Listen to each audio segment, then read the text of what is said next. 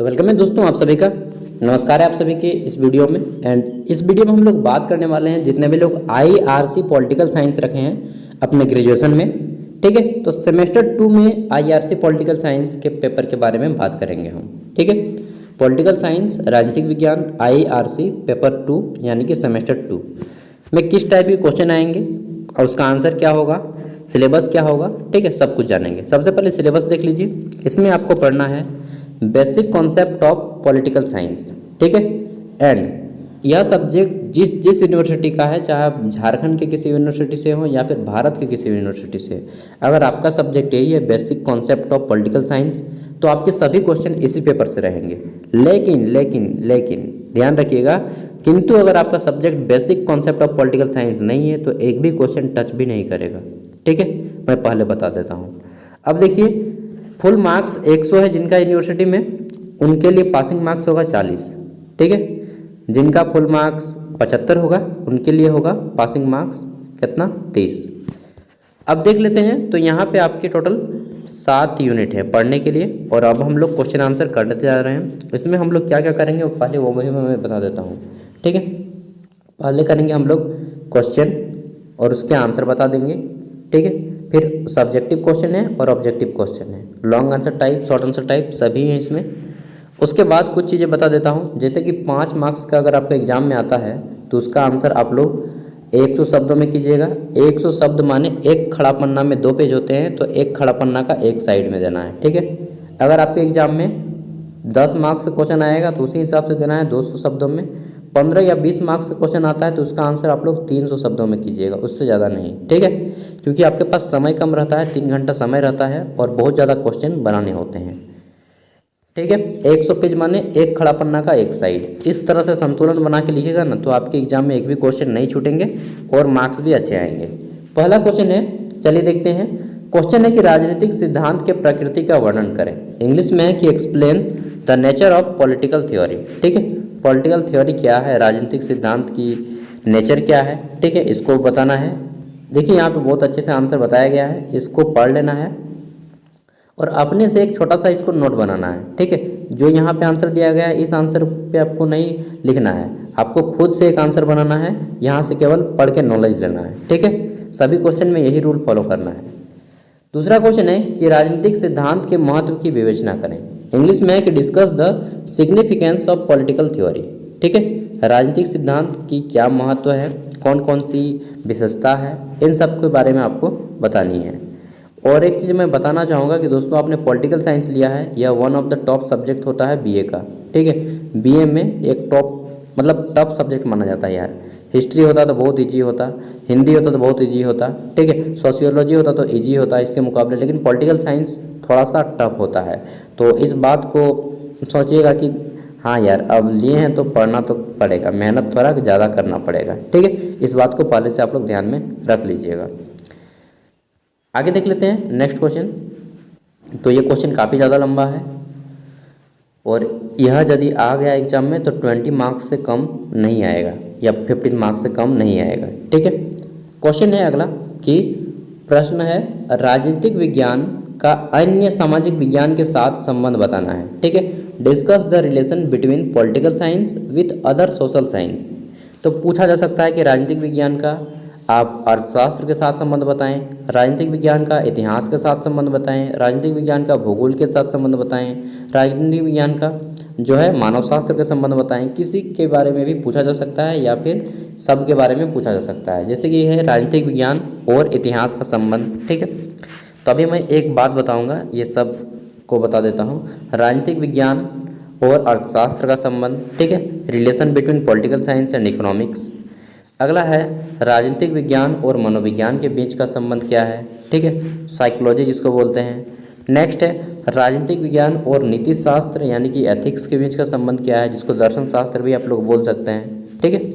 देखिए political science जब मैं ग्रेजुएशन वरना तो मेरा तो सब कंप्लीट हो गया ग्रेजुएशन में वगैरह। एक बात हमको एक मास्टर ने बताया था, मजाकिया तौर पे है, हिस्ट्री पॉलिटिकल जियोग्राफी, ठीक है, हिस्ट्री पॉलिटिकल जियोग्राफी, बेवफा रात पढ़ो दिन सपा रात को पढ़िएगा सुबह को कुछ भी याद नहीं रहेगा, ठीक है। तो वैसा नहीं है, कुछ कुछ याद रहेगा लेकिन ज़्यादातर चीज़ें आप भूल जाएंगे, फिर से आपको रिवीजन करना होगा याद करने के लिए, ठीक है। तो एक बार में घुसने वाली चीज़ नहीं है ये सब। अगला है राजनीतिक सिद्धांत की परंपरा की प्रकृति की विवेचना करें। राजनीतिक सिद्धांत की प्रकृति की विवेचना करें। अब आपको तो क्वेश्चन भी समझ में नहीं आ रहा होगा कि क्या बोला जा रहा है। तो राजनीतिक विज्ञान में कुछ सिद्धांत हैं, ठीक है, उनकी कौन कौन सी परंपराएं हैं उनको जानना है इसमें। और डेफिनेटली जब भी आपको क्वेश्चन राजनीतिक चिंतन से आएगा ना तो आपका दिमाग का दही बना देगा, ठीक है। तो दिमाग को दही बनाने के लिए रेडी रखिएगा क्योंकि आपने पॉलिटिकल साइंस को चुना है। क्वेश्चन है कि राजनीतिक सिद्धांत की आधुनिक परंपरा की प्रकृति की विवेचना करें। इंग्लिश में है कि discuss the nature of modern political theory, ठीक है। और इसमें आपको प्रमुख रूप से व्यवहारवादी दृष्टिकोण जानना होगा, ठीक है, उसको ज़्यादातर ध्यान से देखिएगा। अगला है राजनीतिक सिद्धांत की आधुनिक सिद्धांत की प्रमुख राजनीतिक विज्ञान होना चाहिए यार। राजनीतिक विज्ञान की आधुनिक सिद्धांत की प्रमुख विशेषताओं का वर्णन करें, ठीक है। इंग्लिश में है कि discuss the main characteristics of modern political theory, ठीक है। राजनीतिक विज्ञान की आजकल आधुनिक जब समय चल रहा है उस समय कौन कौन सी सिद्धांत दिए गए हैं यही सब जानना है। और सिद्धांत से रिलेटेड 2 से 3 क्वेश्चन आएंगे। अगला है आपका क्वेश्चन कि राज्य की परिभाषा दे। राज्य किसे कहते हैं, व्हाट इज अ स्टेट, ठीक है, इसको बताना है। नेक्स्ट क्वेश्चन देख लेते हैं। तो हमारा क्वेश्चन क्या है, अगला क्वेश्चन कहाँ गया भाई, है राज्य क्या है, इसके आवश्यक तत्वों की विवेचना करें, ठीक है। व्हाट इज अ स्टेट, एक जो हम लोग राज्य है ना, जैसे झारखंड राज्य है हमारा, तो यह राज्य कैसे बना, क्यों बना, ठीक है, किस तरह से बना, क्या आवश्यकता थी इसके बनने की। मतलब ऐसा झारखंड के बारे में नहीं, सभी राज्यों के बारे में एक जो है थ्योरी है, उसी तरह से आपको पढ़ना है, ठीक है। इसके आवश्यक तत्वों की विवेचना करें और यह दार्शनिक पहलू को ध्यान में रखते हुए इन सभी का आंसर आपको करना है, ठीक है। नेक्स्ट क्वेश्चन देख लेते हैं। तो हमारा अगला क्वेश्चन है राज्य की उत्पत्ति के दैवी सिद्धांत की विवेचना करें। राज्य की उत्पत्ति का दैवी सिद्धांत क्या है। इंग्लिश में बोला गया है कि discuss the divine theory of origin of state. मतलब देखिए, सबसे पहले दैवी सिद्धांत आया, इसके तहत लोगों ने माना कि जो राज्य की उत्पत्ति हुई है, राज्य का जन्म हुआ है, वह देवी देवताओं के माध्यम से हुआ है, ठीक है। प्राचीन काल में भी लोग बोलते थे और कुछ लोग बोलते हैं कि यह रूढ़िवादी धारणा है। तो इसी के बारे में आपको बताना है। आगे देखते हैं। ये क्वेश्चन VVI आप लोग नोट कर लीजिएगा कि बहुत ज़्यादा इंपॉर्टेंट क्वेश्चन है, ठीक है। क्वेश्चन है कि आधुनिक राष्ट्र राज्य के विकास चरणों को दर्शाता है, वर्णन करें।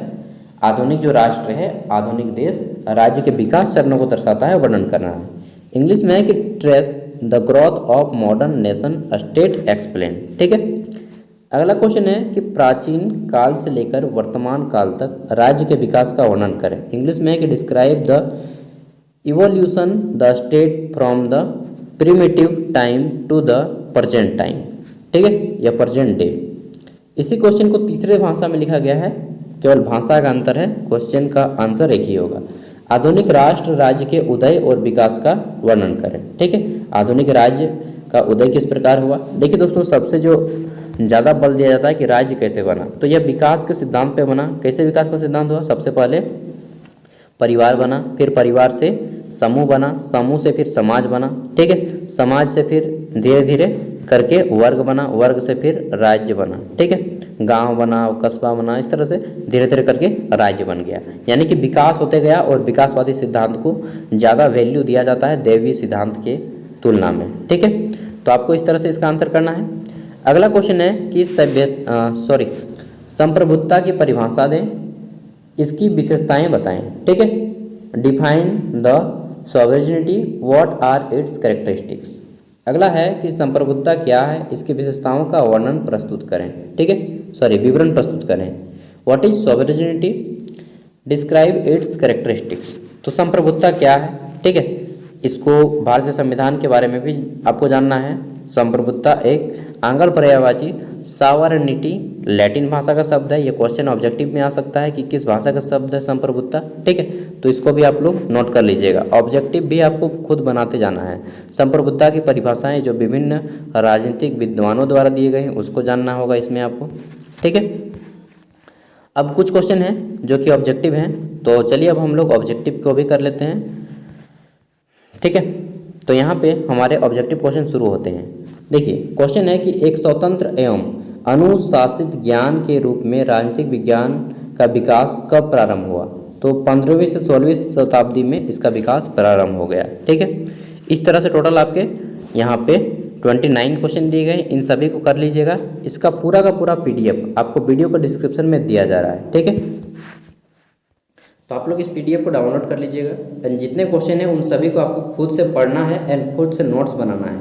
इसको पढ़ के केवल आपको नॉलेज लेना है, इसको आंसर नहीं करना है, आंसर अपने शब्दों में करना है। ठीक है, बाकी PDF का लिंक मैं वीडियो को डिस्क्रिप्शन में दे रहा हूँ, वहाँ से डाउनलोड कर लीजिएगा, फ्री में डाउनलोड हो जाएगा, कोई भी झंझट नहीं होगा।